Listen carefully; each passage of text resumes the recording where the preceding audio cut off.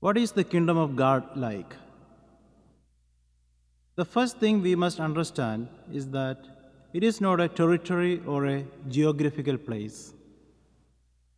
Jesus is the very expression of the kingdom of God. Wherever Jesus is, there is the kingdom of God. In his book, Jesus of Nazareth, Pope Benedict XVI wrote, Jesus himself is the kingdom. The kingdom is not a thing.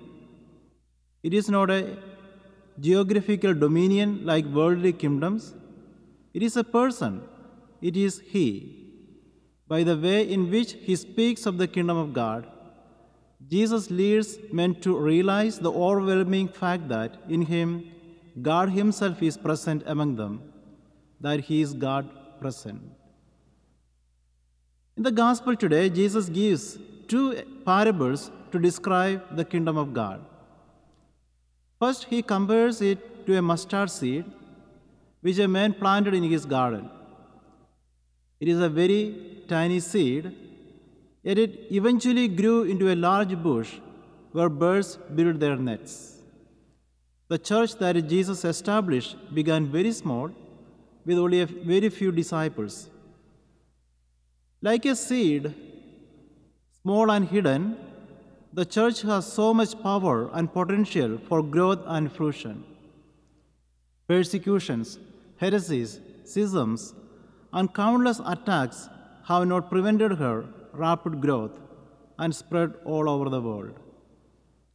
This parable, therefore, should give us great hope and confidence, especially during these times when the church is being subjected to relentless and vicious attacks by the enemies from all fronts.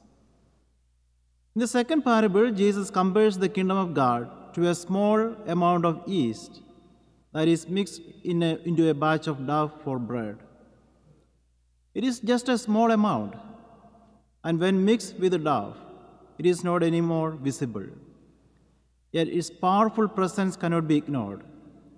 In due time, it makes the whole flour swell and rise twice its size.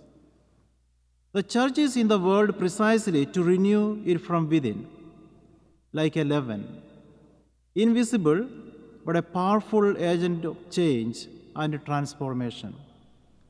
As Christians, we are called to be agents of the kingdom. Hence, as Vatican II asserts, we are not only bound to penetrate the world with a Christian spirit, but are also called to be witness to Christ in all things in the midst of human society. We are in the world, but we cannot conform with its values. We must keep our distinctively Christian identity and vision just as the yeast, though invisible, remains distinct from the dough it is transforming. In closing, let us ponder on the words of St. John Chrysostom. There would be no need for sermons if our lives were shining. There would be no need for words if we bore witness with our deeds.